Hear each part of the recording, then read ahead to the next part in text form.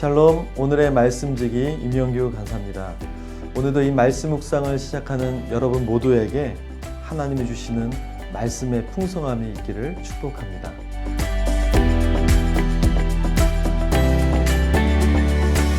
오늘 말씀은 바울의 1차 선교여행 때 이 피시디의 안디옥에서 설교한 내용을 나누도록 하겠습니다.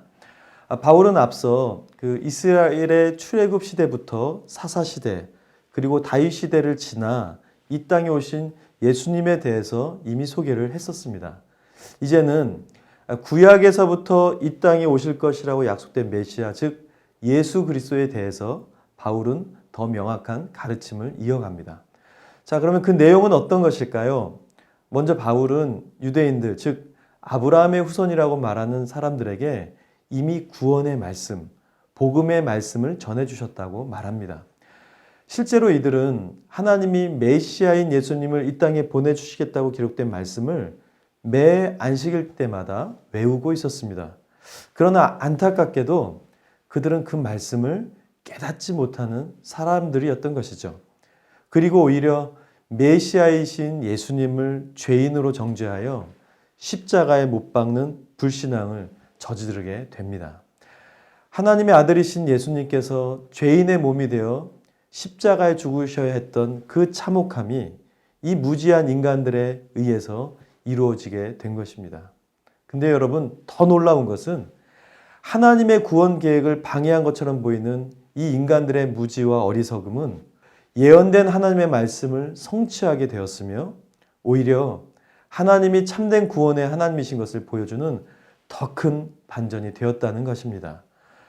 예수님은 실패하신 것이 아닙니다. 그냥 죽으신 것도 아닙니다.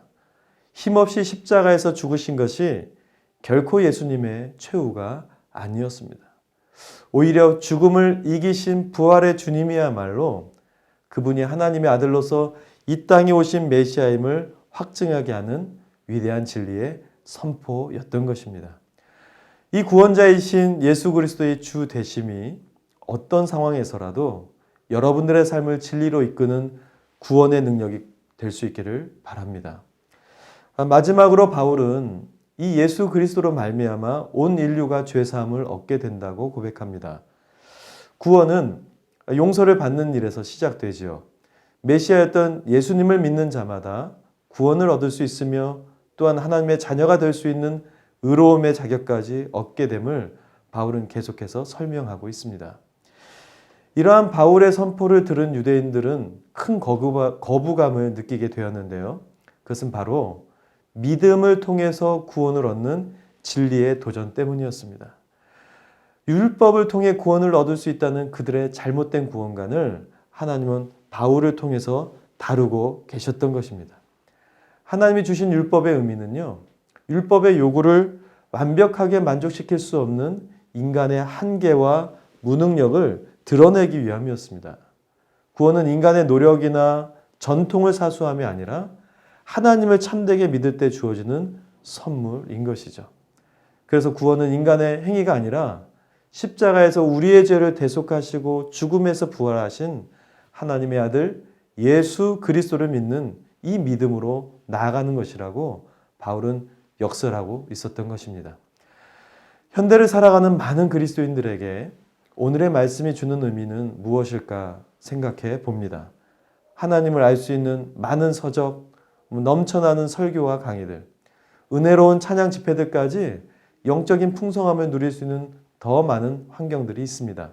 그렇지만 우리는 과연 2000년 전 유대인들과 얼마나 다른 믿음의 삶을 살고 있을까요?